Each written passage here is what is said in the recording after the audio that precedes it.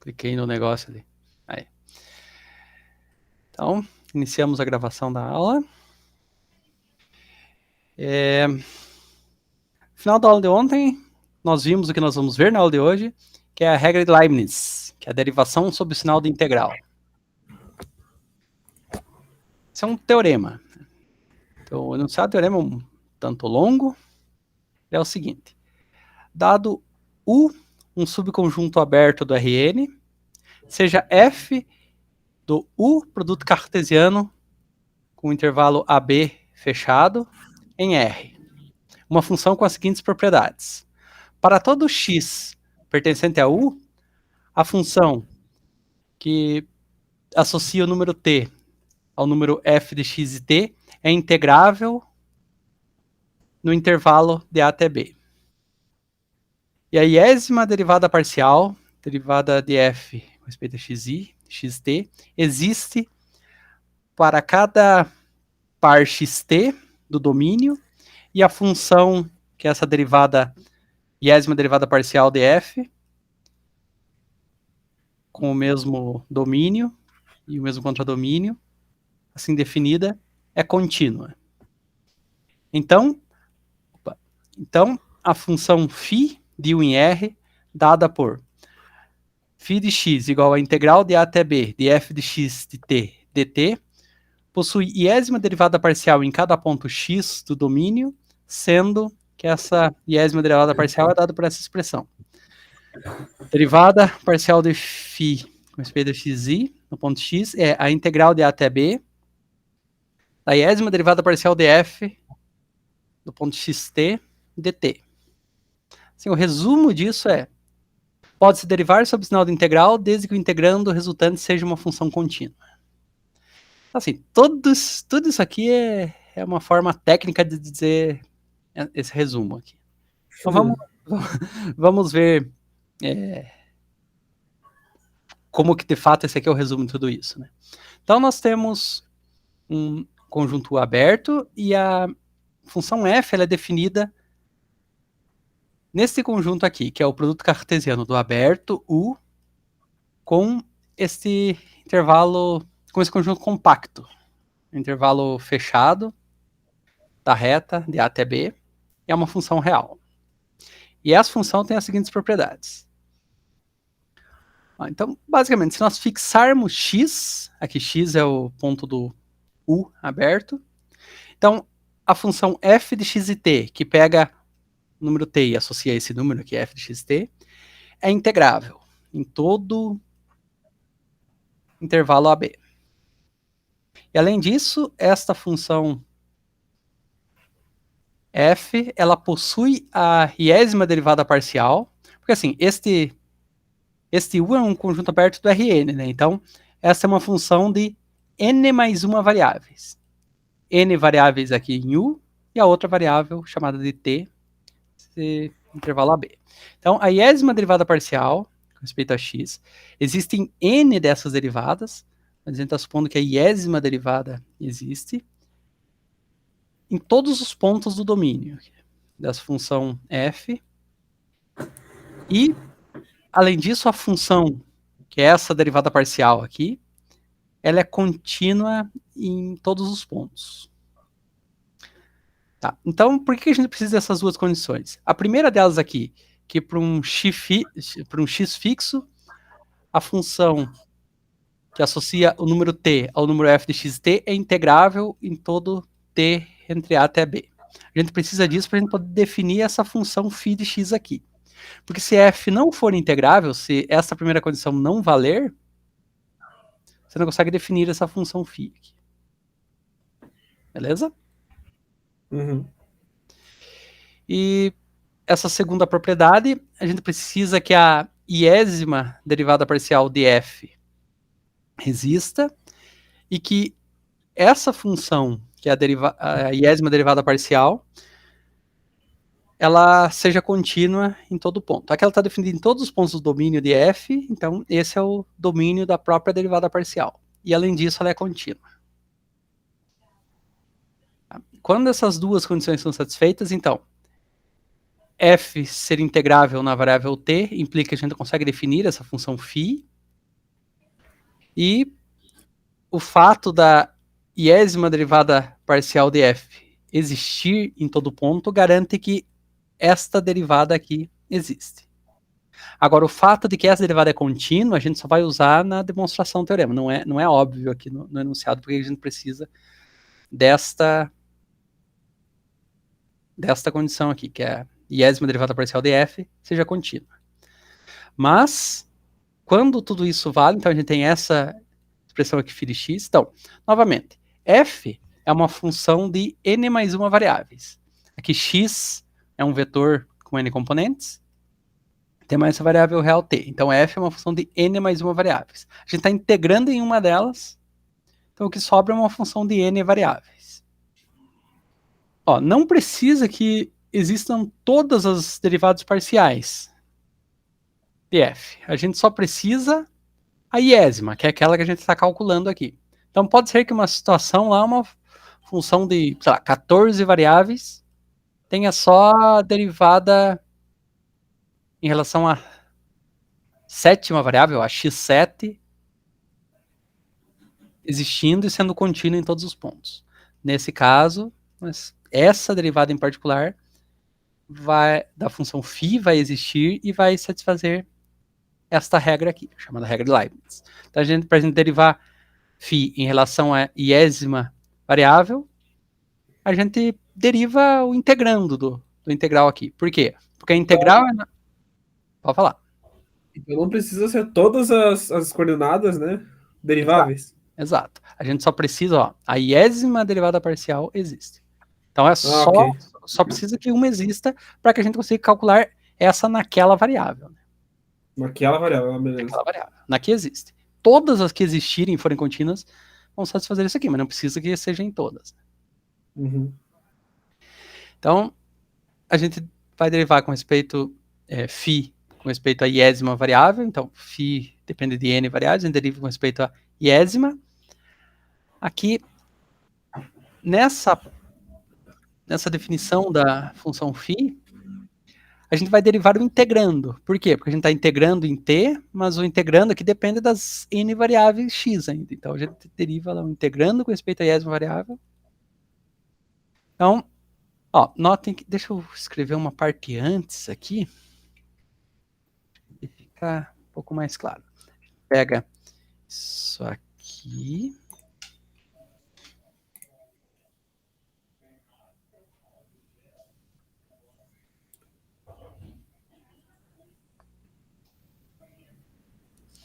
A gente pega a derivada com respeito à iésima variável de φ de x. Φ de x é isso aqui, né?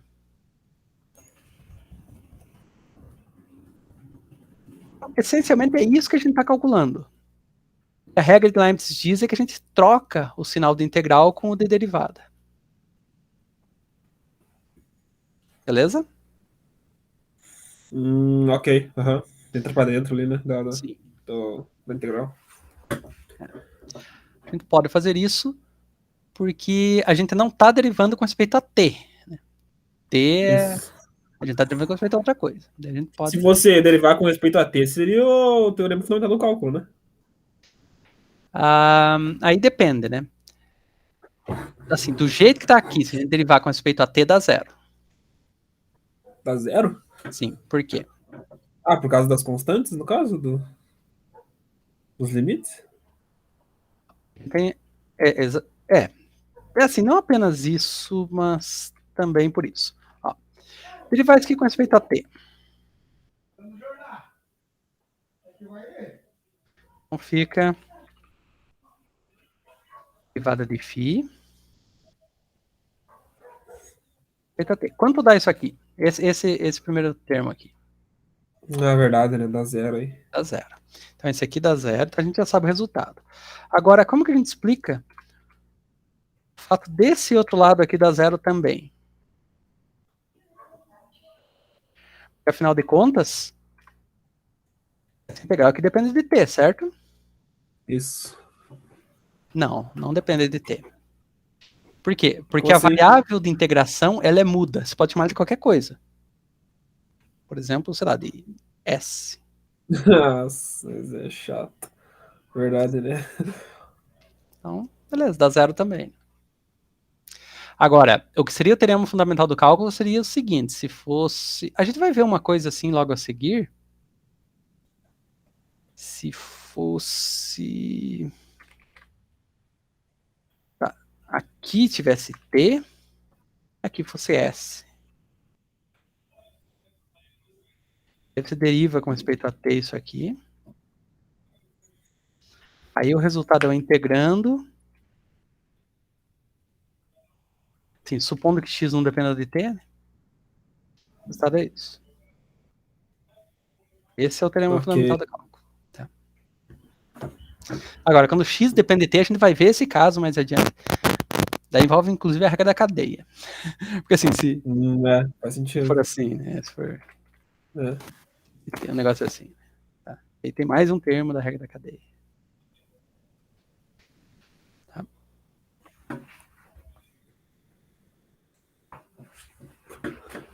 Muito bem. Então vamos lá. Vamos tentar demonstrar esse teorema. Então, pelo... Aqui eu coloquei de uma variável, na verdade é de várias variáveis.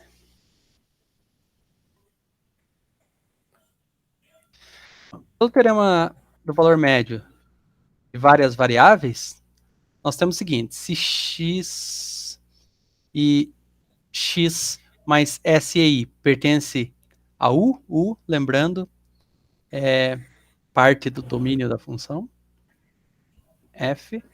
Então, nós vamos calcular isso aqui, ó. Φ de x mais s e i menos φ de x divididos por s. Ok. Ó, isso aqui, quando a gente... Se a gente tomar o limite de s indo para zero, isso aqui vira derivada parcial. A iésima é a derivada parcial de φ, certo? S indo para zero.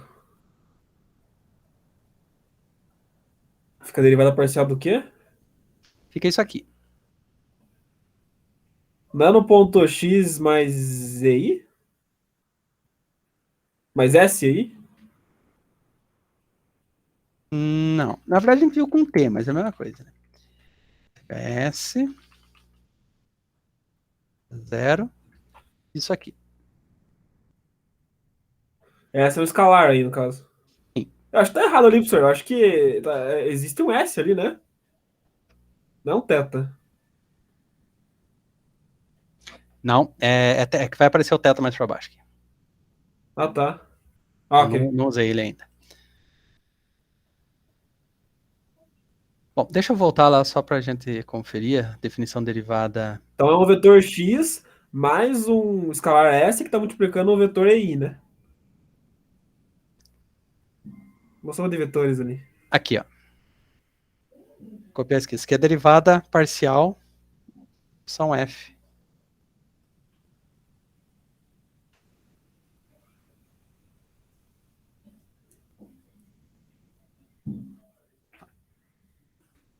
Então, essa aqui Ah, ok. é a derivada parcial de f com respeito à iésima variável no ponto A. Então, ó, é o limite de t indo para zero de f de a mais t é i menos f de a dividido por t. Então, aqui, o que, que eu fiz? Em vez de f, dá φ. Então, todo lugar que tem f, aparece φ. Em vez de a, é o ponto x. Então, aqui, x, e vira x. E em vez de t, chamando de s. Aqui vira s. Beleza. Beleza? Então, isso aqui no limite de s indo para zero é a derivada parcial. É essa aqui. Do jeito que está aqui não é, porque só tomando o limite que vai ser. Beleza? Uhum. E Faz daí eu sentido. tô... Aham. Oi? Não, entendi. Daí eu tô subtraindo aqui a integral de a até b da derivada parcial de f com respeito a i, ponto xt, dt. Por quê? Ó, porque eu quero mostrar isso aqui. Ó. Vou contar o que eu quero fazer. Ó. Então, eu quero mostrar esta relação aqui. Então, o que eu vou fazer é o seguinte, é calcular a distância entre esta quantidade e esta aqui, quando S for para zero. Quando S for para zero, isso aqui vai virar a derivada parcial, que é isso aqui. Isso. E isso aqui vai continuar isso aqui. É. Então, se a distância entre esses dois for para zero, quando S for para zero, significa que essa expressão que eu quero mostrar é verdadeira. Beleza? É verdade. Beleza. Então tá. Tem, Então, eu já vi bastante provas desse jeito. ótimo. Então, o que a gente pega aqui? O que a gente faz aqui? A gente pega a definição de φ. Definição de φ é isso aqui.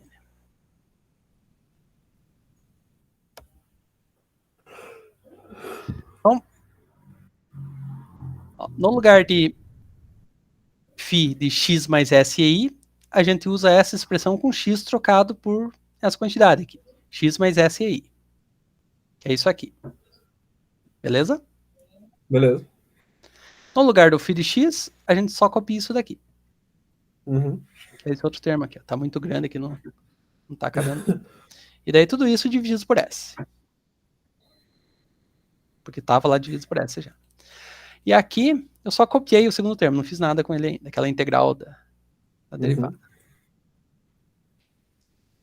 Agora, ó, note que aqui nós temos a integral de a até b, a integral de a até b, a integral de a até b, tudo em dt. Certo? Uhum. Eu vou pôr tudo isso aqui sob o mesmo símbolo de integração. Então, coloco a integral de a até b aqui para fora e junto todos esses três termos. Daí vai ficar o f de x mais s e i t, que é esse termo aqui, menos f de xt, que é esse termo aqui, tudo isso dividido por s, tá aqui, e o outro termo aqui, que é a derivada parcial de f, respeito a iésima variável no ponto xt, que tá aqui. Uhum. Beleza? Beleza. E daí aqui agora a gente usa o teorema do valor médio para várias variáveis. A gente revisou aqui em cima, vamos pegar daqui de cima. Eu lembro que a gente fez uma revisãozinha. É. Aqui. Ah, vai dividir por S, então os dois. Então, por que surgiu aquela divisão por S, né? Opa, deixa eu pôr na linha de baixo.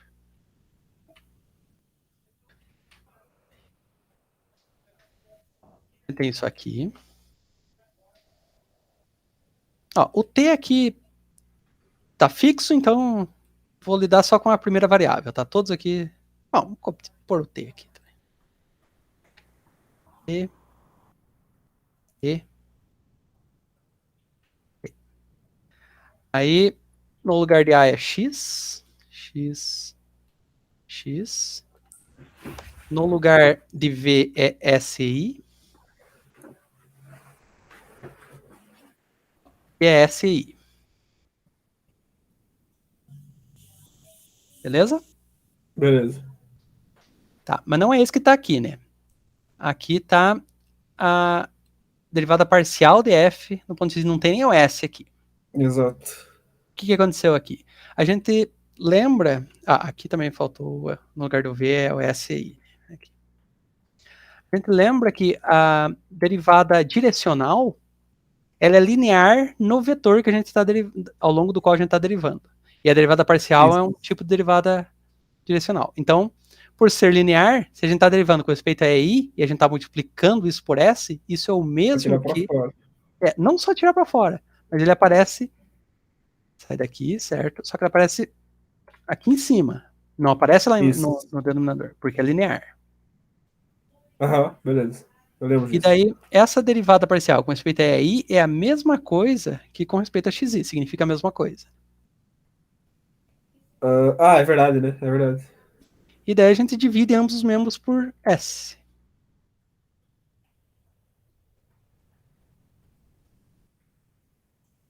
Então, aquele termo que a gente tinha vira só essa derivada parcial aqui. Ok. Que é isso beleza.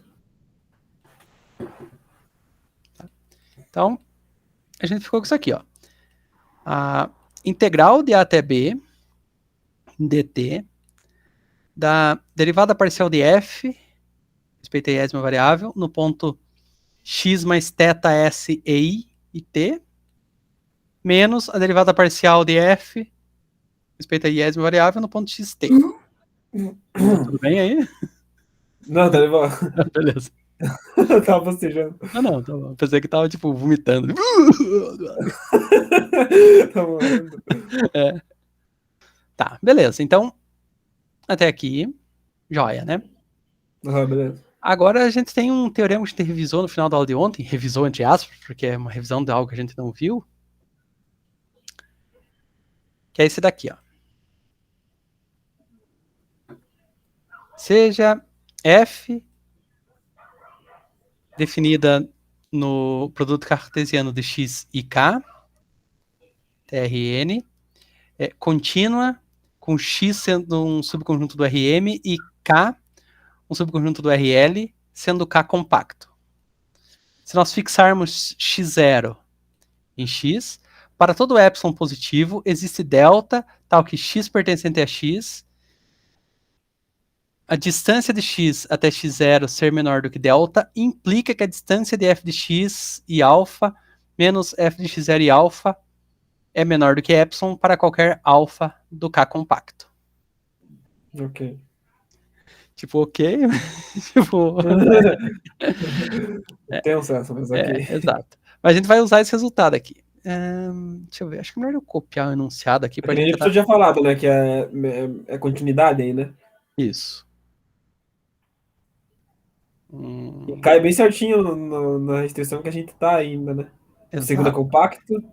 Isso aí. Mas aí vai até RN, né? Aí vai até R só, né? Isso, mas é um caso particular, né? R1. É, isso.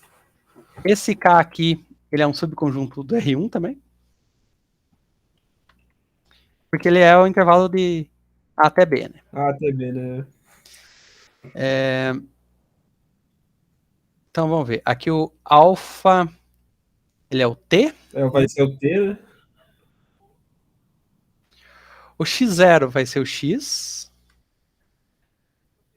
E o X vai ser esse negoceiro aqui, ó. Eu achei que era o contrário.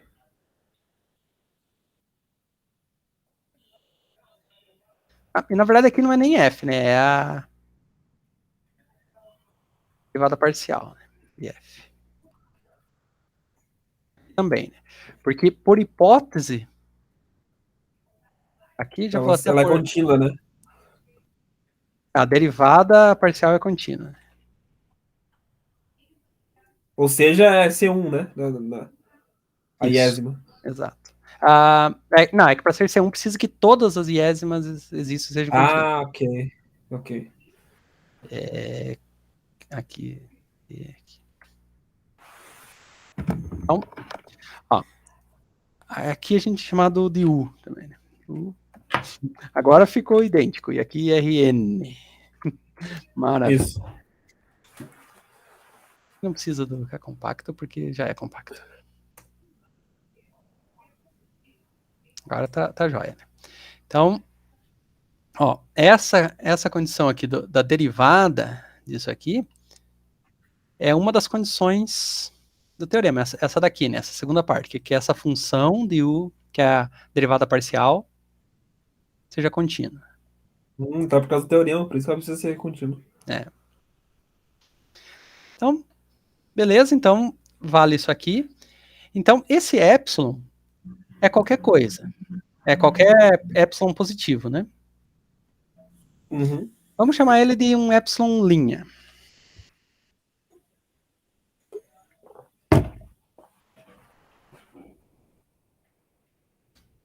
Tá? Uhum. Nós vamos definir esse epsilon linha como Epsilon sobre 2. um pouco isso? diferente disso. Faz isso. Né? Falou. Tá? E aí vai começar a ficar foda. Quando tem esses negócios de Epsilon sobre 2, aí fica foda. Então, ó. Então dizer que, ó, veja aqui, ó, aqui era a distância, né, de x até x0. O x0 virou x, o x virou x mais θs é i, né? Ok, uhum. Então, ó, os x cancelam, ó, tem x aqui,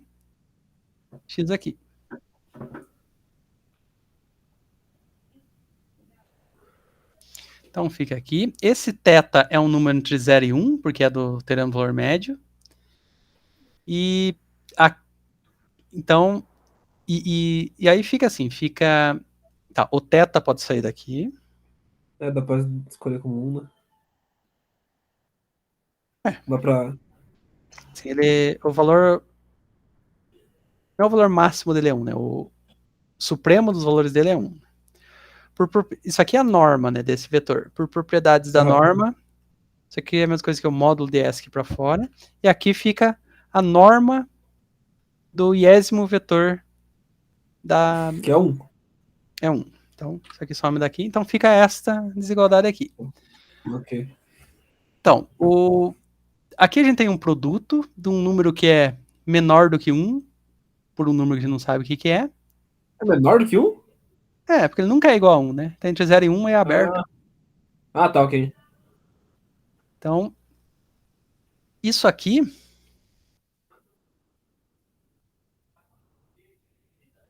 Isso, tá, a gente sabe que isso aqui é, primeiro, bom, a gente não sabe que é maior que 0 porque S pode ser 0, não pode porque não é denominador, então a gente sabe que é maior do que 0, certo? Ok. E a gente sabe que isso aqui é menor do que módulo de S. Isso que eu ia falar. Então a gente chegou nesta relação aqui, ó, o módulo de S é menor do que delta. Uhum. Então toda vez que o módulo de S for menor do que delta, então assim, existe um epsilon linha dado por isso aqui, ou seja, existe um epsilon positivo, ou melhor dizendo, para todo epsilon positivo, na verdade sim, para todo epsilon linha positivo que a gente vai escrever dessa forma, como epsilon sobre b menos a, existe um delta positivo, tal que toda vez que o módulo de S for menor do que delta, nós temos, pelo teorema revisado, entre aspas, lá, esta relação aqui. Beleza? Beleza. Ficou meio desconfiado. Ó, Fiquei desconfiado. é a mesma coisa que a gente tinha revisado aqui no teorema, só que Tipo, só chamei... você colocou tudo por cima do teorema, é isso? Oi? E você colocou por cima do teorema, né? Eu fui mudando, porque assim, é um caso particular do teorema, né? Isso. Como se falou, aqui era em R1, aqui não era um compacto do RL, né? RL, é do R1 também. Aí só fui mudando aqui, mas é um caso particular. Ok. E essa escolha de epsilon linha é do rascunho do cara, no caso. Assim, ele é exatamente feito assim, ó. É feito com epsilon linha. Quer dizer, eu acho que é feito assim. Eu faria assim, né? Chamaria de epsilon linha sem saber o que é isso aqui. Vamos fazer sem isso aqui, ó. A gente não sabe. A gente vai chamar de epsilon linha, tá? Ok. Então, existe para todo epsilon linha positivo dado, existe delta maior que 0, tal que o módulo de S ser menor do que delta implica isso aqui ser menor do que o epsilon linha. Tá? Ok. Agora a gente vem para cá, ó. Tem essa expressão toda aqui.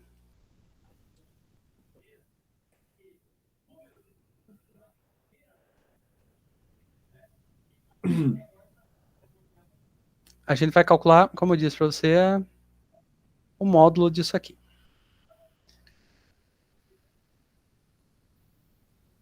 Se esse módulo for para 0, quando S vai para 0, significa que aquela derivada parcial vai ser igual a essa integral aqui. Então, aqui, vamos ver até onde a gente vai, até aqui, né?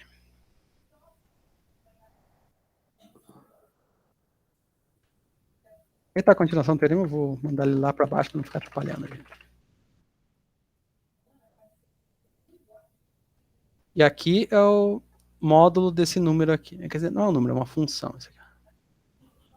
Função real. Então, para um x fixo é um... Tá? É o módulo disso aqui. Tá. Uma das propriedades de integral é que o módulo de uma integral definida é menor do que igual a integral Ah, do módulo do integrando se você escolher o caminho de forma que ele seja positivo. só, peraí, professor. Você só substituiu, Aqui o que eu fiz? esse daí Eu só peguei o que a gente já tinha feito antes aqui, aquela e conta, colocou o lembra? módulo, porque você Coloquei quer o módulo, mostrar do que... primeiro e Ah, do tá, último. beleza. Só não mudei mais nada. Beleza, beleza. Tá? Então isso aqui é menor do que o igual.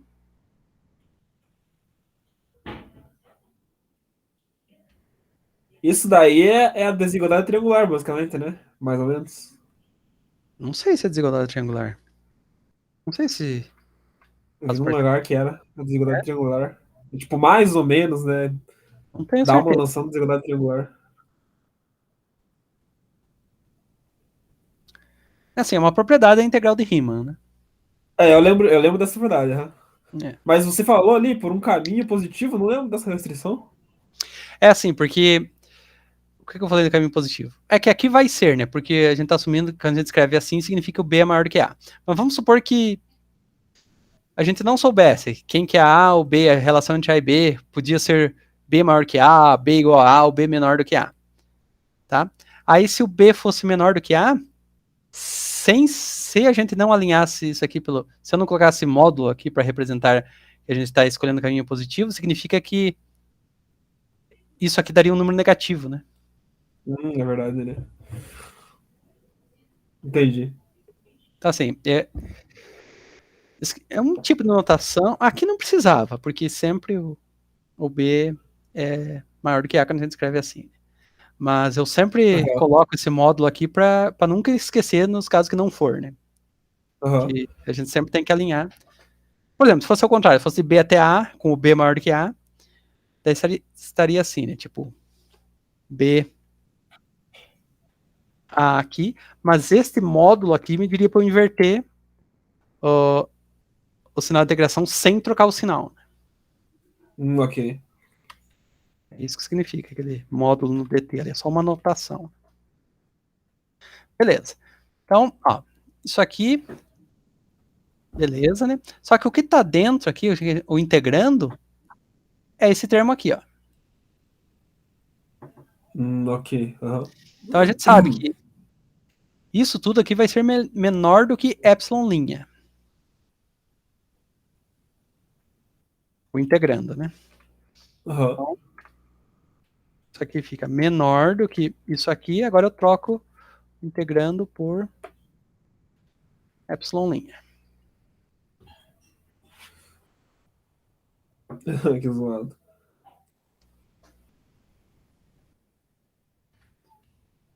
Quanto que dá essa integral?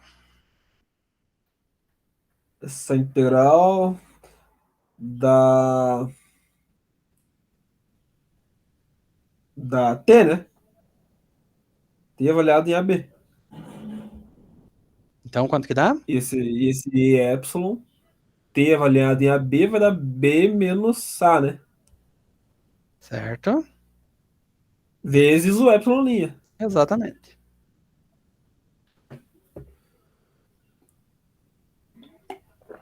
Tive um infarto pra resolver essa integral, meu Deus.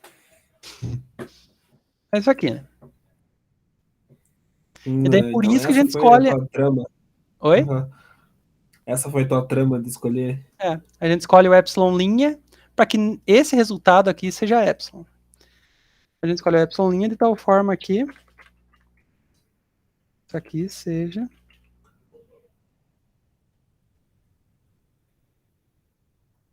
Aqui ele estava. Ah, acho que apaguei, né? Isso aqui estava antes, né?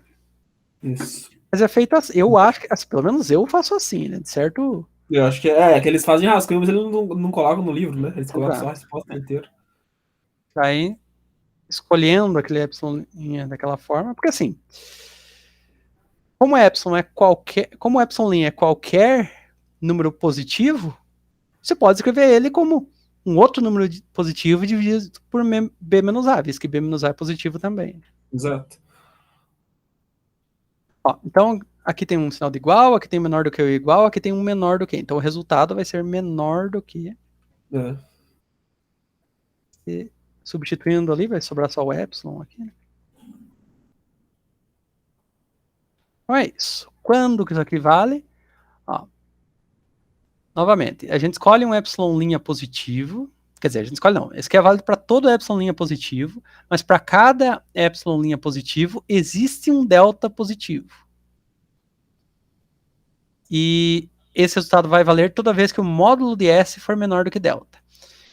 Então isso significa que, como vale para qualquer epsilon' positivo, esse delta aqui, ele é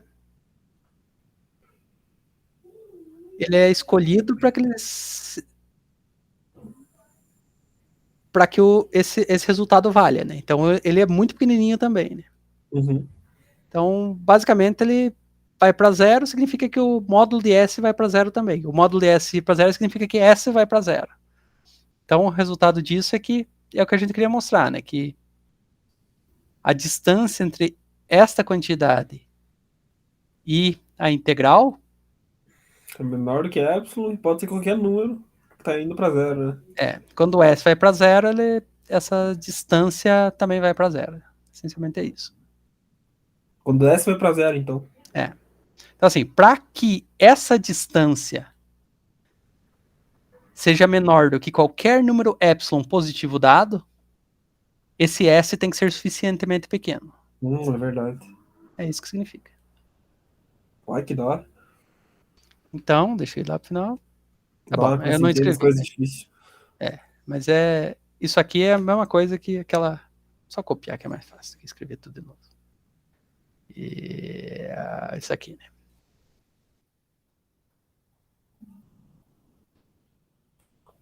Ah, mas aí você tá passando o limite já, né? Mas essa expressão é que significa esse limite, né? Uhum. Porque como esse epsilon é positivo, mas arbitrário, então para que isso aqui valha, assim, no limite de S indo para zero, a distância vai para zero. Né? Ok. Isso basicamente tá limite em epsilon e deltas. Sem É, a. Ah, beleza. é a definição do limite, na verdade. Né? Uhum. Porque a gente está dizendo o seguinte, que essencialmente o que a gente está dizendo aqui não é nem isso daqui, ó. Ipsis literis é isso aqui, ó. É o que é a definição desse limite aqui, ó.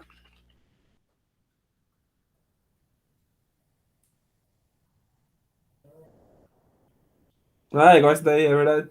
Se você escrever a definição desse limite, vai ser essencialmente o espaço que nós fizemos aqui. E nós definimos esse limite aqui como esta derivada parcial. Ok? Uhum. Então é isso. Esse é o teorema. A regra de Leibniz. Muito foda. É. Mas a gente vai fazer tudo isso, ele teve que voltar em tudo que é teorema, né? Porque é difícil, mesmo demonstrando isso, é difícil, pelo menos para mim, assim, não fica. Não é o tipo de teorema que uma vez que eu demonstrei, tá, tipo, eu entendi o resultado. Porque assim, ele. Assim, não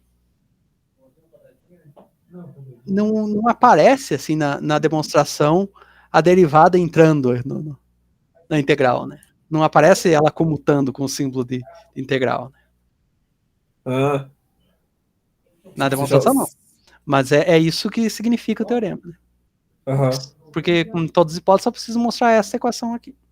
É verdade, ele não faz isso pelo teorema, ele só mostra que é igual isso daí, né? É. Ah, Que é o entendi. suficiente, né? Aham. Mas é por isso que, pelo menos pra mim, não fica assim, tipo, beleza, eu mostrei aqui, mas não fica claro, assim, tá, beleza, então eu posso trocar, assim, não. Né? Aham. Posso trocar a ordem da derivação com a integração. Tá. Dúvidas na regra de Leibniz? Não, professor, foi de boas. Ótimo. Tá, então, um corolário da regra de Leibniz. Se f do produto cartesiano de U com AB em R é contínua e possui N derivadas parciais contínuas, aqui é a iésima derivada parcial de f, definida no mesmo domínio de f, e também funções reais. Então, φ de U em R definida por aquela integral ali de sempre, φ de x igual a integral de a até b de f de x t dt, é de classe C1. Que foi o que você falou, né? Ok. Então, assim, meio que você já tinha concluído isso, só tinha meio que falhado em perceber que precisava das n derivadas parciais É, contínuas. Mas é só isso. é, Mas é isso, né? ok. Tipo, nem tem muito o que comentar, é o que você já tinha imaginado. Imediato. É, de fato, como todo corolário tem que ser, né? Tá. Então, agora um teorema Nossa, legal. que é isso? O quê? Nunca vi isso. Teorema da inversão da ordem das integrais repetidas. Meu Deus. Assim, eu nunca tinha visto com esse nome, mas assim, eu já usei muito na minha vida esse teorema. É? Então, ó, é muito simples. Assim, parece uma coisa estranha, assim, você olha, assim, tá, mas ó. Então, para toda função contínua f, definida nesse retângulo aqui, em Ok. R, vale essa expressão. O que diz essa expressão? Ó, integral. Ó, os integrantes são sempre f de s e t. S e Isso, t são duas números reais. variáveis. Então, assim, eu vou chamar Uhum. S de primeira variável e T de segunda variável de F, ok? Isso. Uhum. Então, ó, aqui tá integral de A até B na primeira variável, integral de C até D na segunda variável. Aqui tá integral de C até D na segunda variável, integral de A até B na primeira. Aí tá feio, na verdade. Eu acho que tinha que trocar aí, né? Sei, por Tipo, tipo... a F como tá, né? Oi? Tipo, colocar a F como mutando. Ah, você vai fazer diferente. Eu acho que assim fica melhor de ver.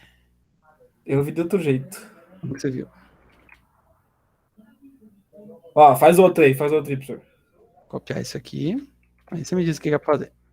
Pode Aí falar. você faz do jeito que tava. Tá.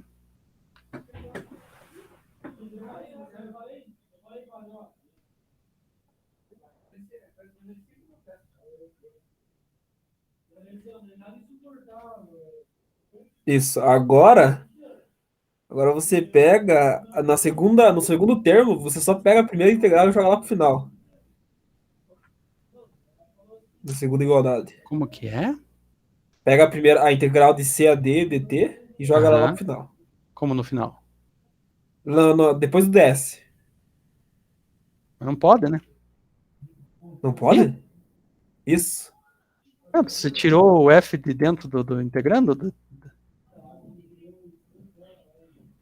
Isso aqui depende de T.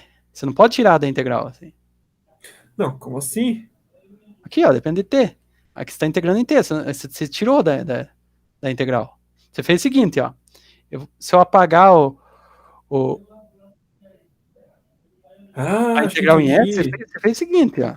Caraca. Ó, É que eu achei que era multiplicação de integral. tira isso aqui. Eu vou apagar a integral em S, porque ela não está fazendo nada aqui. Eu vou tirar o S também, porque o que você fez foi isso aqui. Você tinha isso aqui. Escreveu isso como...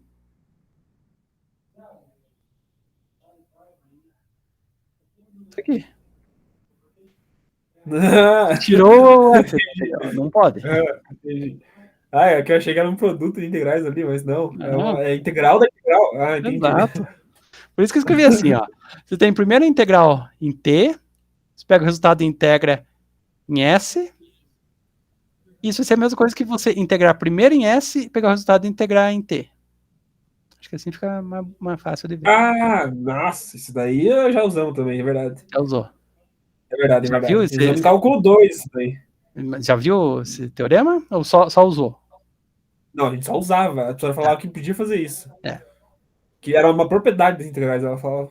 É uma propriedade integral quando a função é contínua, definida em retângulos. Ok, ok.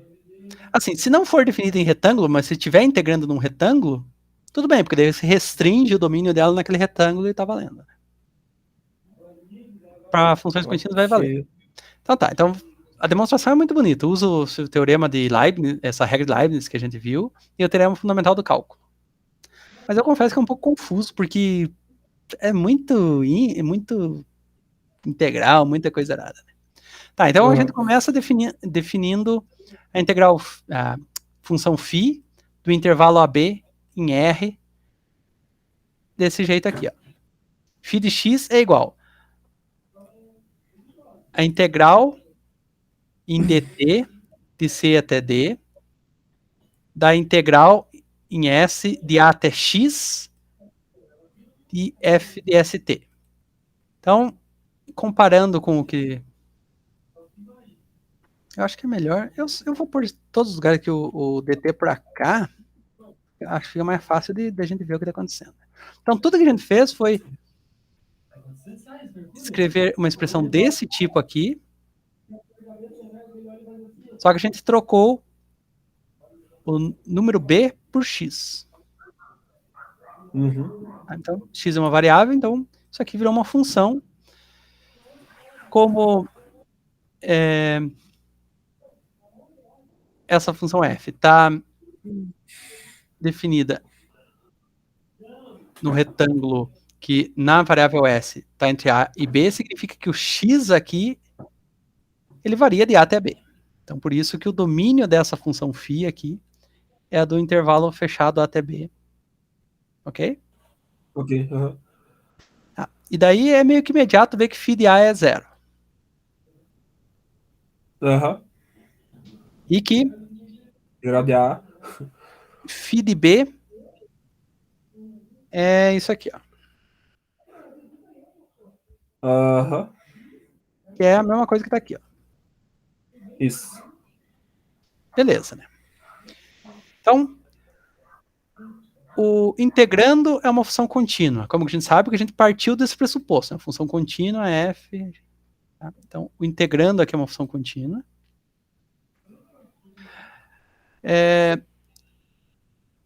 Então, nós temos, pela regra de Leibniz, que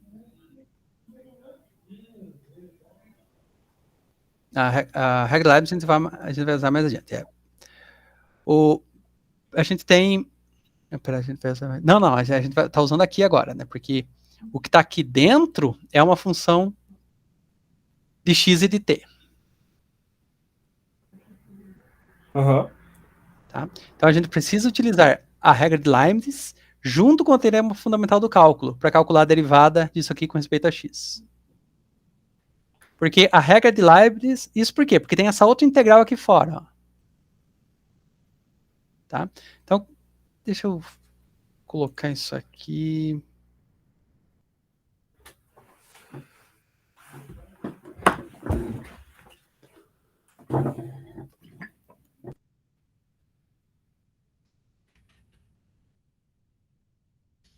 Isso aqui.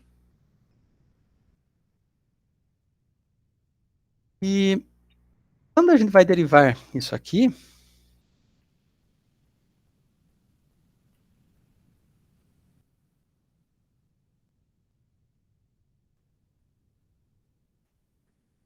aqui a gente tem a derivada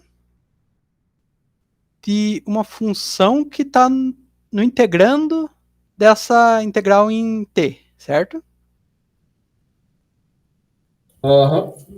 Então, para a gente trocar a ordem aqui, a gente precisa da regra de Leibniz. A gente mandar esse dx aqui para dentro.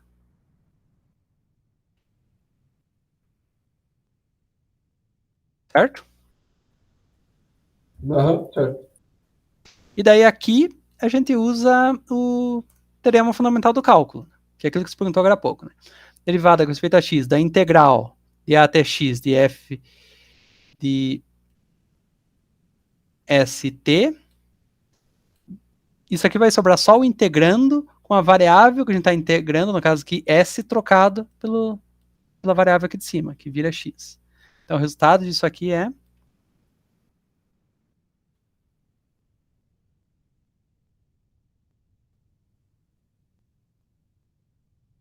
e vira x. Beleza? Aham, beleza. Então tá. Então, beleza. Então a derivada de φ vira isso aqui. Integral de c até d de f de x t dt. Agora, o teorema fundamental do cálculo nos diz que a integral de a até b da derivada de φ x dx é φ de b menos φ de a. Ok? Esse é o primeiro, né? O segundo, não sei. É um dos dois. Uma das versões do teorema fundamental do cálculo. Então tá. Então daqui a gente isola φ de b. Ele vai ficar φ de a mais essa integral aqui. Certo? Aham. Então tá. Então φ de b vira o φ de a mais aquela integral ali. Só que o φ de b, a gente já calculou o φ de b. Tá aqui, ó. Φ de b é a integral desse lado aqui, ó. Então, aqui eu vou pôr o dt pro outro lado, lá para ficar nessa notação que agora que eu porque assim eu acho mais adequada. O φ de b, que é isso aqui, ele é igual ao φ de a mais aquela integral ali. Só que o φ de a gente também já calculou. Φ de a dava zero, isso.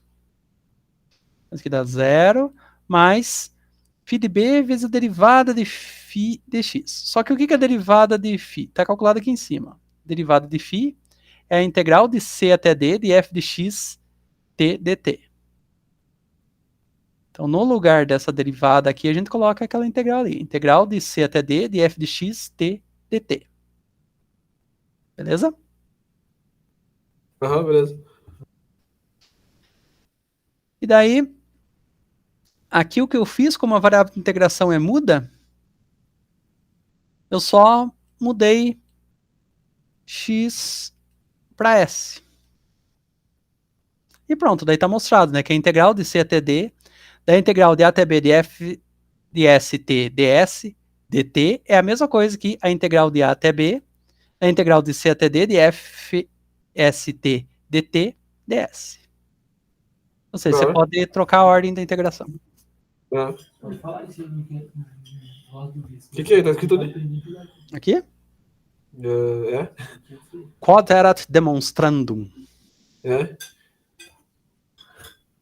Talvez você conheça a sigla. Quads erat demonstrandum. Não, nunca vi isso. Que é D? Nunca viu? Não. Eu Sério? acho que não. Eu acho que não mesmo. Você nunca viu isso aqui? Quando você termina de puxar um teorema, o que só? Um quadradinho? Quadradinho, né? Quadradinho, eu tô mais acostumado. Nunca viu nem QD. QD eu não conheço, né? Familiarizado. Assim, isso aqui você não vai ver em lugar nenhum, né? Só eu que uso isso, porque essa sigla é por extenso. Significa como queríamos demonstrar. Ah, e que língua que é? Latim. Imaginei mesmo.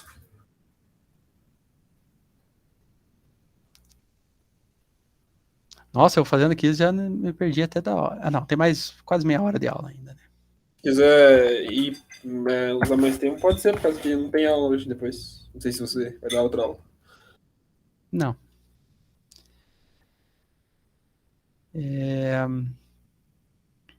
Tá. Vamos lá. Seja um exemplo agora.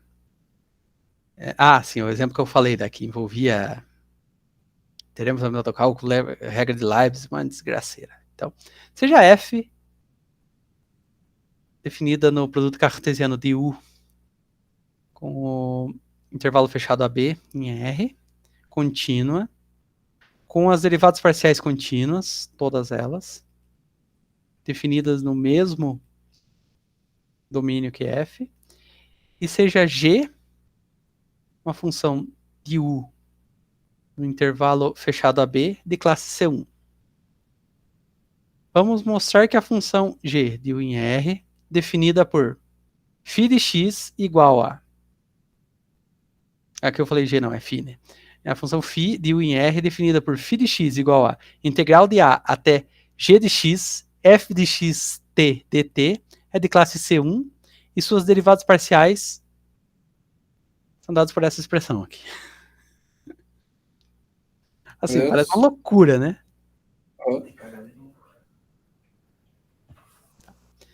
Então, vamos lá. Então, primeiro nós consideramos a função xi de U cartesiano AB em R, definida dessa forma aqui, ó. Xi de xu como a integral de A até U, f de x t dt. Então, o que a gente está fazendo aqui? Ó? A gente está pegando aquela função f de duas variáveis lá. A gente está integrando. Ah, desculpa, duas variáveis não. X é um vetor, t é um número. Né? Então, a gente está pegando aquela função f, a gente está integrando. T é de A e B, né? T é de... Ah, não. T é o... T é de A até B, sim. Ah, tá, ok. Beleza. A gente está integrando de t, integrando em t do ponto A até certo ponto U. Isso aqui vai depender do quê? Vai depender do ponto A, que a gente não está escrevendo aqui. O ponto A é fixo. Vai depender do U, que é o extremo superior, o limite superior de integração, e vai depender de x, que é uma das variáveis do integrando. Então, xi é uma função de x. Vai depender do A também? Vai depender do A, né? Mas é que assim, o A aqui está fixo, por isso que a gente não considera que depende do A. Mas se a gente mudar esse A aqui para um outro, vai virar. Mas como ele está no extremo do domínio da função, ele é fixo e a gente não considera que depende de A. Mas o resultado dessa integral com certeza depende de A, né? Porque vai depender dos limites de integração. Um deles é A. Mas, então a gente tem essa função xi de x e u. Como que ficam as derivadas parciais dessa xi?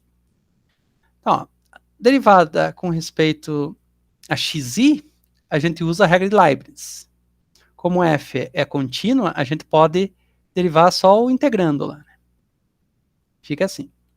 Beleza? Beleza. Se a gente derivar com respeito a u está aqui em cima. Então a gente usa o teorema fundamental do cálculo. E aparece só o integrando com a variável que a gente está integrando, que no caso é t, trocado por u. Então a derivada de xi com respeito a u é f de x u. Joia?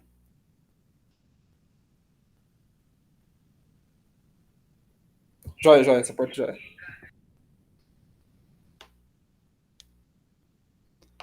Tá.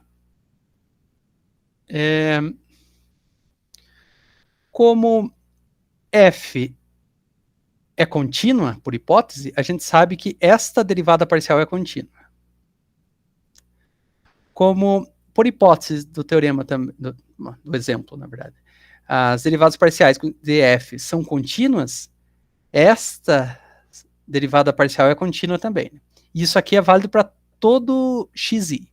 Então, todas as derivadas parciais de xi são contínuas. Significa como é que é, professor? Eu sei que f é contínua, então a derivada de xi é contínua, né? Assim, como f é contínua, isso aqui é igual a f, isso aqui é contínuo. Ok. Agora aqui, ó, é hipótese aqui também, ó, que todas as derivadas parciais são contínuas. É verdade. Tá? Então, isso aqui são funções contínuas. Quando a gente integra, continua sendo uma função contínua. Né? Então, significa que isso aqui é uma função contínua. Essas duas fórmulas aqui, como essa primeira vale para todo i de 1 até n, elas compreendem todos os derivados parciais da função xi. Então, todas as derivadas parciais da função xi são contínuas. Significa que xi é de classe C1. Beleza? Uhum. Então, se ela é de classe C1, ela é diferenciável e nós podemos usar a regra da cadeia. Se nós considerarmos agora essa função xi, se a gente trocar u pela função g de x. E daí a gente calcula a iésima derivada parcial dessa função. Aqui eu pus S, não, aqui é x. Escrevi errado. X, g de x. Ó, então, a gente define essa função φ de x como sendo xi de x, g de x. Basicamente, a gente calcula a função xi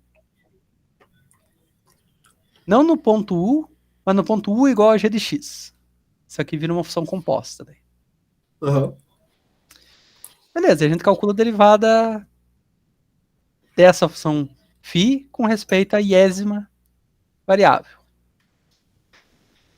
Primeira parte é simplesmente isso daqui. Né? Vai ser a derivada dessa xi com respeito à iésima variável que a gente já calculou. É isso aqui. Então, beleza, dá isso aqui. A segunda parte, a gente usa esta expressão aqui de baixo, porque...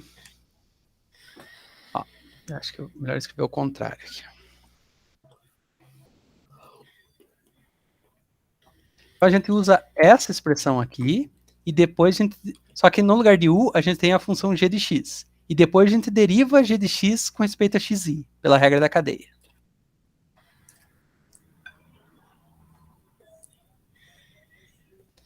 Acho que não vai pôr assim, ó.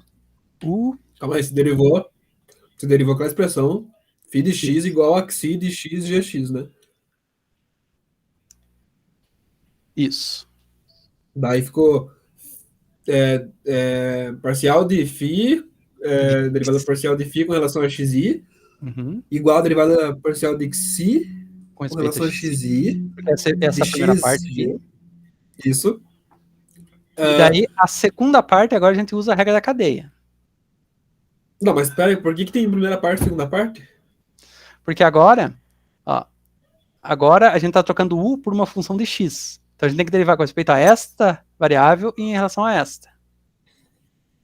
Daí fica um mais o outro? Sim. Não lembrava disso? Então, é isso que a gente está mostrando. Ah, ok. Tá? Então, por que fica assim?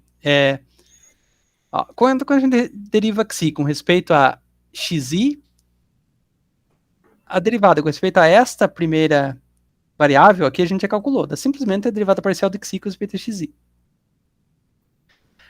Em relação à segunda, é um pouco mais complicado, porque a gente tem que usar a regra da cadeia. Porque a derivada de xi com respeito a g e a derivada de g com respeito a xi. É o que eu escrevi aqui, só que, sei lá, a gente troca aqui por... Eu tinha posto aqui já g, né? Antes. A computação ficou um pouco confusa, né? Nossa, é muito louco. Porque a primeira derivada de xi, com respeito a xi, já é várias derivadas aí, né? A gente tá calculando uma só, né? A iésima só. Né? Mas assim, esse i vale... Ele pode ser qualquer um de 1 até n. Então, funciona para todos. Nossa, muito louco.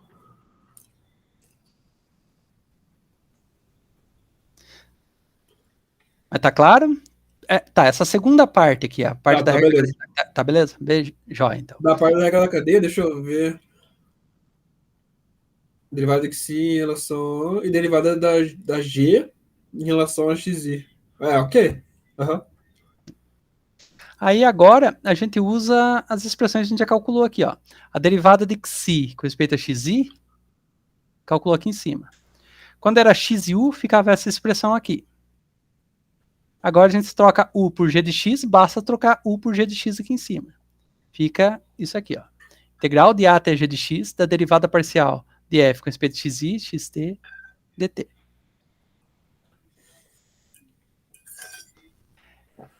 Essa segunda parte, aqui eu inverti. Escrevi primeiro a derivada de g com respeito a xi, tá aqui. E agora a derivada de xi em relação a g no ponto x, g de x, é essa daqui. Só que com u trocado por g de x. Então fica f de x, g de x, que é o que está aqui.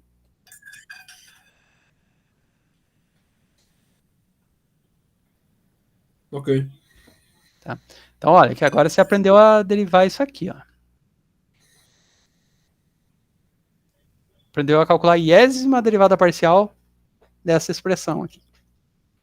Ó, nota que se não tivesse o x aqui em cima, a gente teria que usar o teorema fundamental do cálculo junto com a regra da cadeia. Se não tivesse, se não tivesse... Ó, se não tivesse o x aqui, ok. Se não tivesse o x aqui em cima, a gente usaria apenas a regra de Leibniz. E daí derivar só o integrando aqui. Como tem os dois, a gente usa os dois. Ok. A primeira parte é da regra de Leibniz, a segunda é do teorema fundamental do cálculo com a regra da cadeia.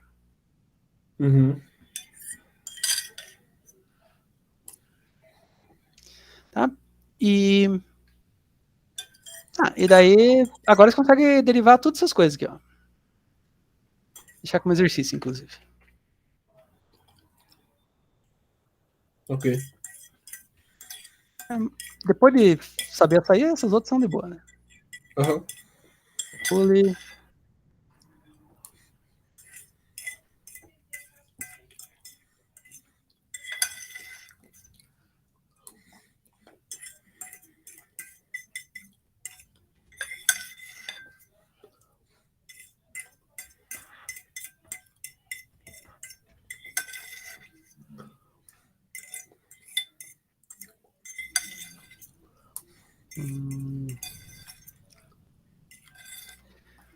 Tá.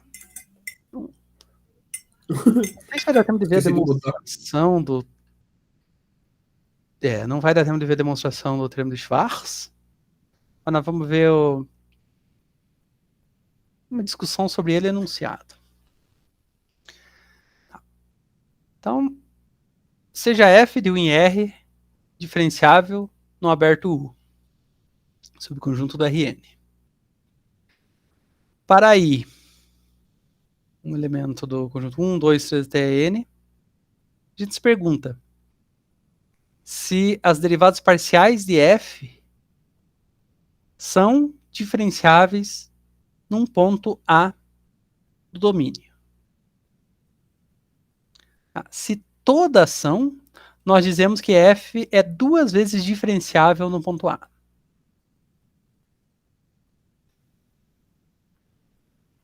Nesse caso, para todos os inteiros I e J, I de 1 até N, J de 1 até N, existem as derivadas parciais de segunda ordem. Esse aqui, ó, derivada de x em relação a xj, da derivada de f em relação a xi no ponto A, que a gente denota dessa forma aqui. A gente junta esses dois aqui em cima, coloca del 2 e junta os dois aqui embaixo, del x j, del xi no ponto A. Quando f é 2 vezes diferenciável em todos os pontos de U, ficam definidas n quadrado funções desse tipo. Del 2f, del xj, del xi de U em R. Caraca. Bastante. Porque... Não sei porque eu escrevi I maior ou igual a 1, J menor que igual a N, não sei. Porque assim, o I e J tanto faz, né? Porque assim, a gente tem N variáveis aqui, N variáveis, então N quadrado.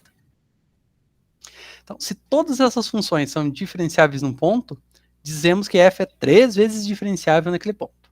E assim por diante. Sabemos que f ser de classe C1 implica em f ser diferenciável. Daí, e do que nós acabamos de ver, resulta que f ser de classe CK implica que f é k vezes diferenciável.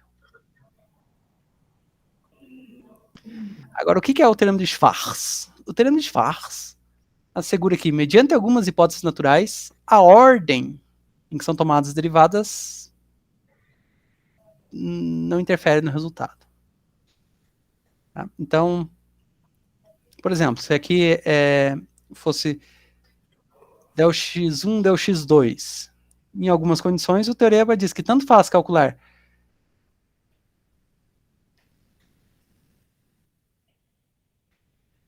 isso aqui, del x2, isso aqui significa... Del x2 e del x1. Del x2, isso aqui significa que primeiro a gente calcula a derivada com respeito a x2, depois x1. É aquela dúvida que eu tava, né? Faz uns tempos. Exatamente. Então é esse cara aí que disse. Algumas condições para que isso valha. Ok. É porque eu lembro que essa regra a gente usa para ideal exatas, eu lembro. A gente assume que isso é verdadeiro, daí a partir disso, a gente consegue resolver ideal. Eu lembro que era isso. Então agora você vai ver o teorema de Schwarz. O enunciado ele é muito de boa. Seja f de 1 em r duas vezes diferenciável no ponto C do domínio da função, que é um subconjunto do Rn. Tá, é que eu entendi o que escrevi aqui. É que eu pus uma vírgula esquisita aqui.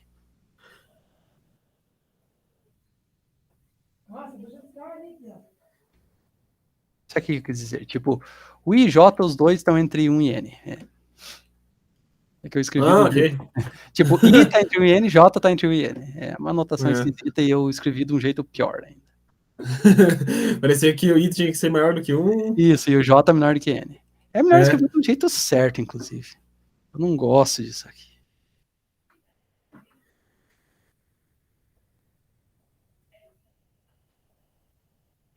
Pronto.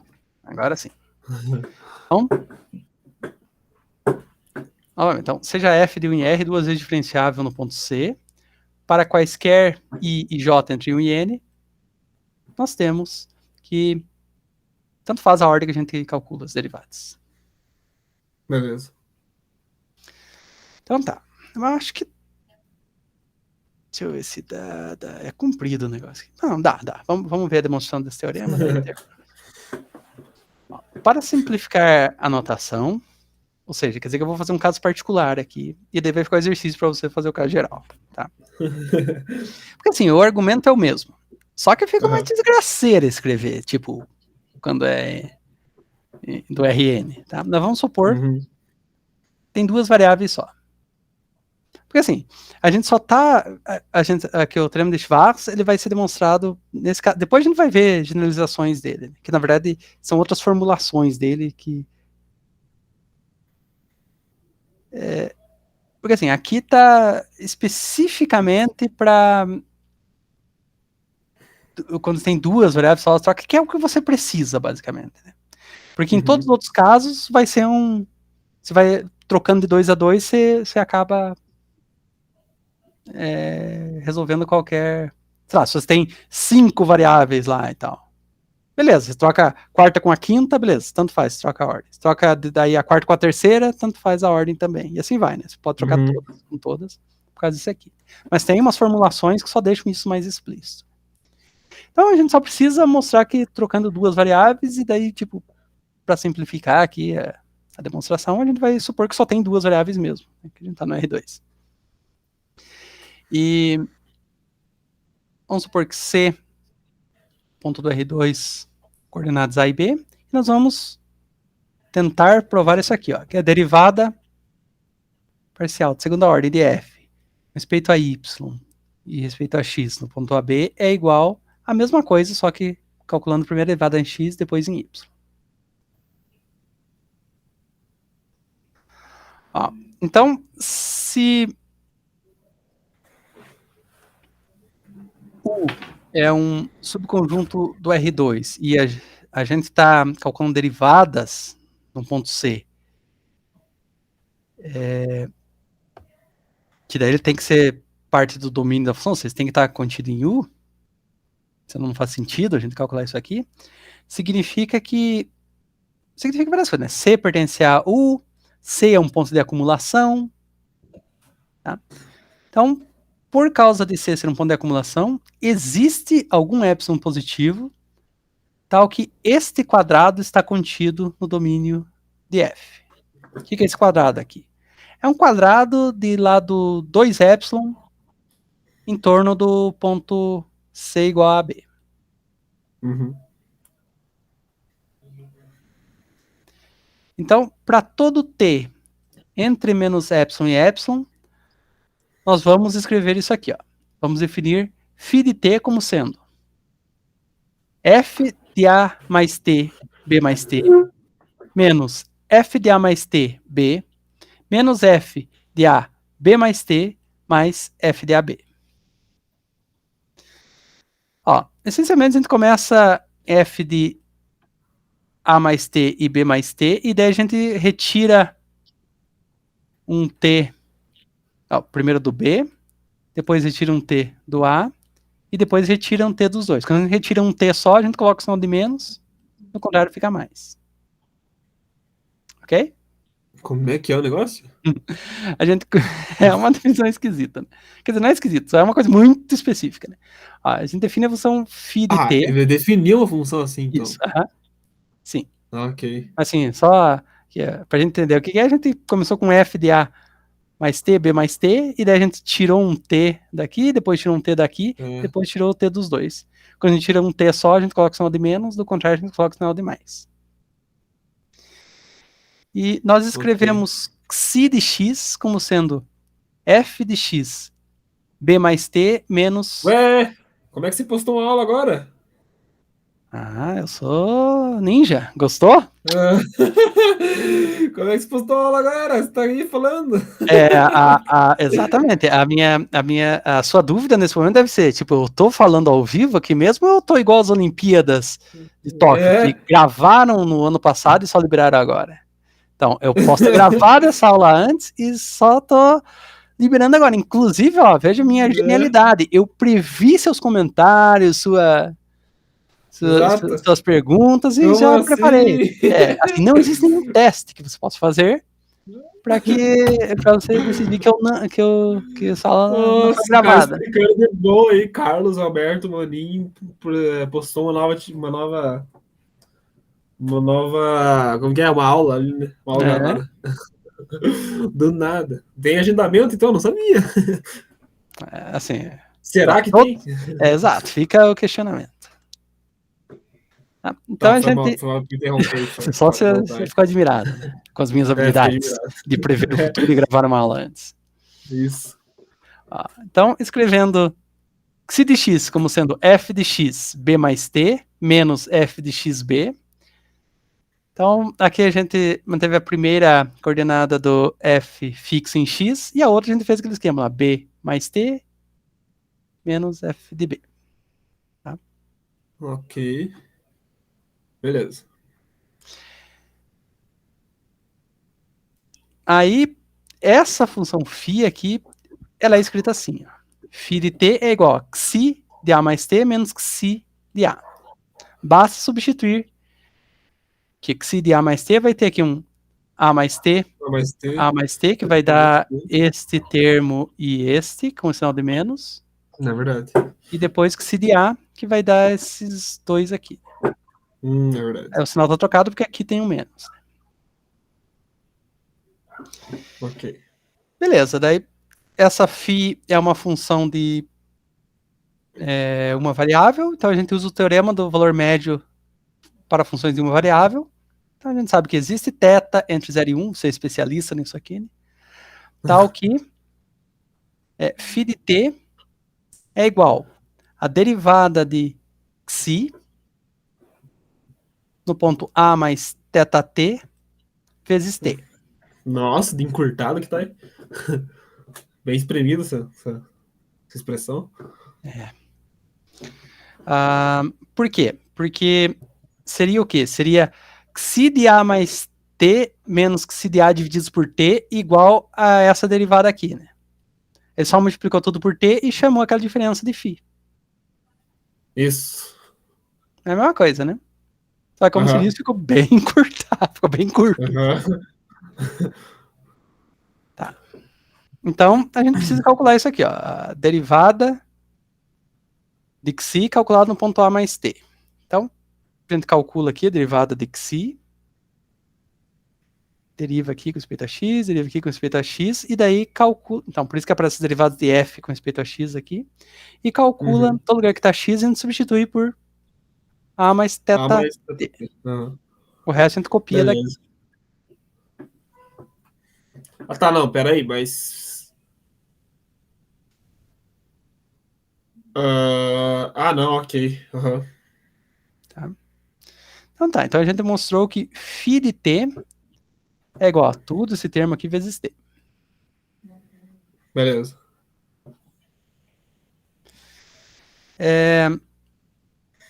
Vamos voltar lá no teorema. Duas vezes diferenciável. F é 2 vezes diferenciável no ponto C. Então,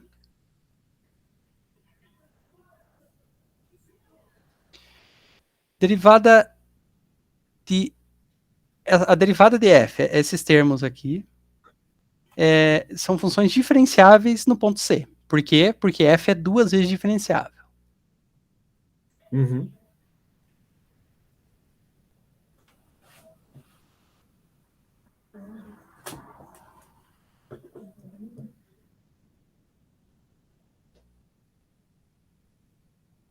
Então, pera lá.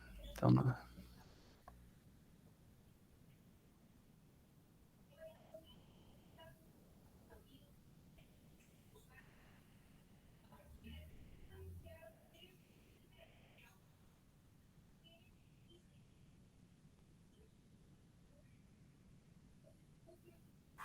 Ah, sim. Aqui Nossa, a gente precisou... Pareceu um rolo ali. Mas aquele negócio de erro lá? Não, é a definição de diferenciabilidade. Eu até olhei aqui e fiquei, nossa, que expressão esquisita, mas daí eu me lembrei. É a definição de diferenciabilidade. Né? Deixa eu copiar a aquele monstro lá, né? Eu lembro. Não consegui dormir na noite que eu vi aquele teorema. Ficou com medo. É que tá mais para trás ainda.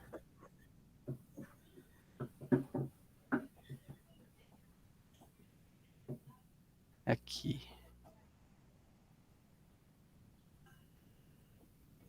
Aqui. Copiar essa daqui, só que ele está em termos daquele rho, não do R, né? Isso.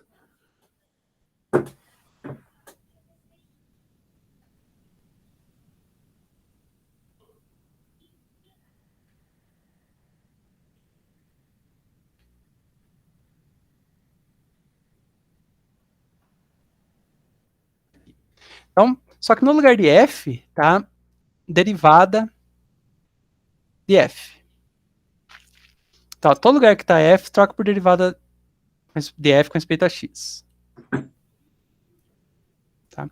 Aqui vai ter duas, né? Vou até deixar assim. Vai ser duas, né? É verdade.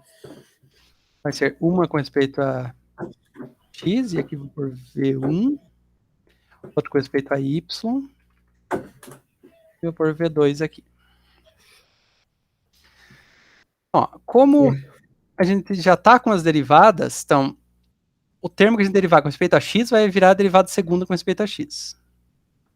O termo que a gente derivar com respeito a y vai ser a derivada segunda, que é a derivada da derivada de x com respeito a y.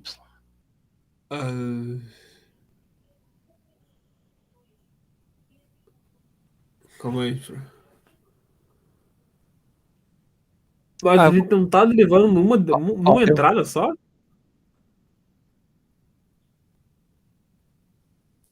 A gente está usando a definição de diferenciabilidade. Ok. Tá? Então, fica essa expressão aqui em cima. Só que eu vou trocar aqui o f por derivada com respeito a f. Isso, não. Isso daí beleza. Só para ficar mais fácil. Aqui. Beleza. Tem esse termo que está aqui. Aí, o que é o V? V, no nosso caso aqui, eu vou escrever aqui. Onde que eu escrevo aqui? Ó, V é a diferença entre este vetor e este. Ou seja, nosso V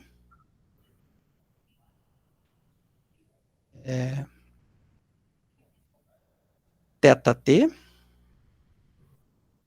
e t.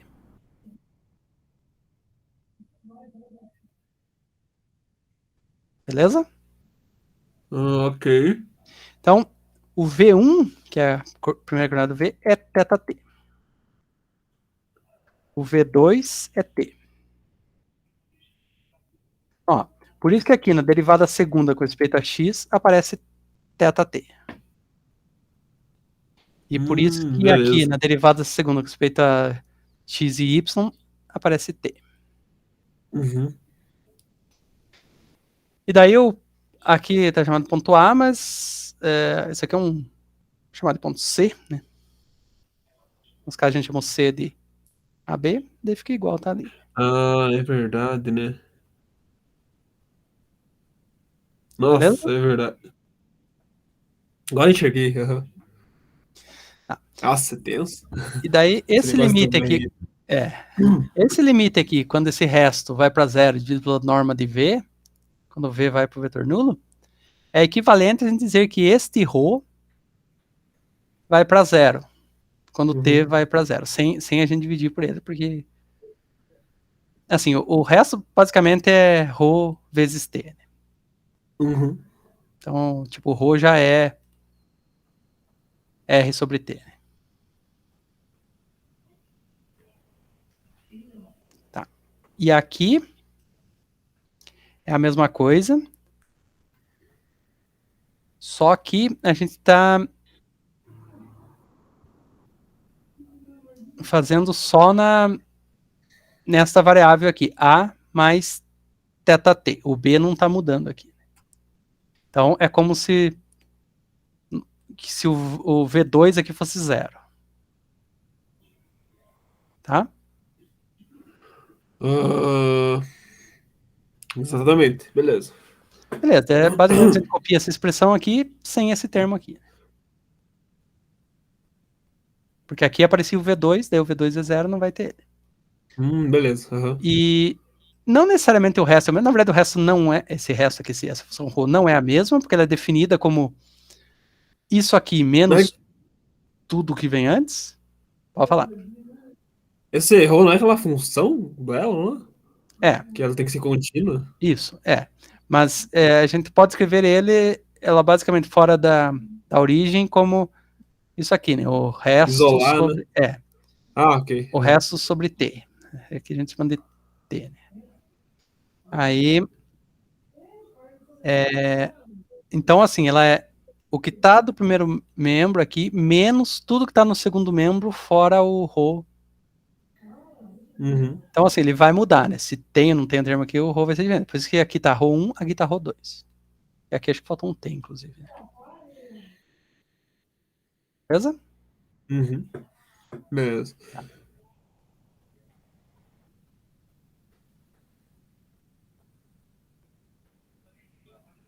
Então, pera lá. O φ de t é isso aqui, né? Isso. É isso aqui. Então, essa primeira parte a gente copia aqui de cima. Esta segunda parte a gente copia aqui de baixo. E daí, ó, meio que tudo vai sumir. Aqui, ó, esse termo tem nas duas, esse termo tem nas duas. Aqui, ó. O que não tem nas duas é o termo cruzado, derivado de x e y, e o ρ, né? Os ρ são diferentes. Então, a gente define esse novo ρ aqui como sendo ρ1 menos ρ2. Ok. Tá? E daí aqui aparece t ao quadrado e t ao quadrado, porque tudo aqui é proporcional a t. Oh, não é aqui, é aqui. Aqui, aqui e aqui é tudo proporcional a t, mas tem mais o t aqui fora do Não é verdade, né? E aí por isso que aparece t ao quadrado. E daí, certamente, como o limite de t de cada uma dessas daqui dá zero, o limite do ρ, quando t vai para zero, é zero também. Ó, deu 20 e 35. Você falou que não vai ter aula agora, né? Não, tá de boa, a gente não vai ter Então aula. vamos só terminar esse... Ó, falta Duas equações. Tá. Então, a gente divide essa expressão por t quadrado. Vai sumir o t quadrado daqui.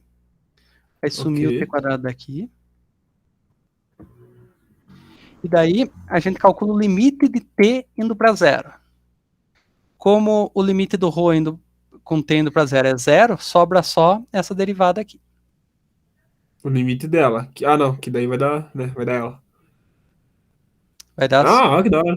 Sobra só isso aqui. Tá? Tá. E no momento aqui a gente definiu essa função xi aqui, né? Essa daqui. Ó, vou copiar ela aqui só pra gente comparar.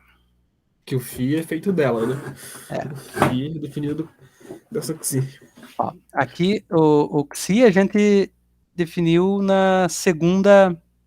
Ele manteve a primeira variável do f fixa em x. E a gente escreveu a segunda como b mais t. E aqui b, certo? Então agora a gente repete todos esses passos definindo uma função zeta da seguinte forma. Ao contrário, a gente fixa a segunda em y e varia a primeira. Agora não mais de b mais c, mas de a mais t e a. Tá? A gente faz todo esse procedimento de novo aqui. A gente vai chegar nessa expressão aqui, ó. Então assim, este limite dá isso aqui e dá isso aqui. Note, então, e dá a mesma, tipo, dá esse resultado e dá esse resultado. Como o limite é único, significa que essas duas expressões têm que ser iguais. Qual é a diferença entre elas? Que a gente trocou a ordem das derivadas. Nossa, que da hora. Tá. Quadrate demonstrando. Eu vou pôr um outro exercício aqui. CAD. Conduzir-nos ia. Nos conduziria, né? Conduzir-nos ia. Verifique os passos. Tá na Bíblia. Tá na Bíblia. Não foram mostrados. Por isso que se fizer com várias variáveis ia ficar uma. Mas aqui já ficou uma zona. E assim, a gente ainda pulei aqui esses passos, que devo deixar como exercício para você fazer esses passos com a zeta. Que é importante fazer para verificar. Mas é tudo igual, né? Só que eu tenho que fazer. Beleza. E daí o outro exercício é você tirar um sábado. Eu não experimentei tentar, mas daí fica lá como exercício aí pra vocês. Nossa, mas vai ser umas zonas, né? É uma questão de notação só, né? Tem a notação que ajuda, mas eu fiquei com preguiça de. A gente vai ter que usar bem certinho a somatória lá. Assim, o que tem esse teorema aqui? Assim, que é uma coisa muito. Assim, ele constrói isso aqui já sabendo lá que já com um resultado em mente lá e tal. Mas assim, fica claro que assim, esse limite aqui dá. Mas assim, eu não teria ideia de construir essa função para calcular esse limite, né? Exato. Eu acho que eles vêm de baixo, né? Eles vêm. De trás para frente, Isso, eu acho que eles fazem isso. Eu acho que a chave dos teoremas dos caras é vir de trás para frente. Eles falam, o que dá pra gente fazer com essa expressão aqui? Eles vão voltando, e vão igualando um monte de coisa. Tá, por exemplo, se fosse diferenciável, ia ter mais um rho aqui. Eu acho que eles vão, imagina. É triste a vida dessa internet, né? É assim, mas não é à toa que ganhou o nome do Schwarz, né? É verdade, os caras fizeram. Os caras são foda demais. Assim, eu imagino que você. Assim, isso aqui eu não tenho intuição para escrever um negócio desses. Mas fora isso, assim, ficou a dúvida nos passos aqui. Assim, os passos são muito claros, né? Só depois de inventar isso aqui e essa xi aqui, depois de zeta. Igual a minha IC, sempre o problema tá na definição. A definição os caras tiram do rabo lá e jogam na cara da gente. E daí, pronto. Sim. Mas ficou com alguma dúvida no procedimento aqui? Não, tá de boa, Tranquilo, né? Tá tranquilo. Então, é isso. Não esqueça de fazer o upload do seu trabalho, se você não fez. Senão, É verdade. Senão, então, até semana que vem, né? Até semana que vem, então. E tem mais aquela lista que eu falei ontem lá que vale nota, né? Que tem que fazer para daqui não sei quanto tempo. Verdade, tem que fazer aquilo lá. Até mais. Beleza. Tudo de bom. Falou, professor, até mais.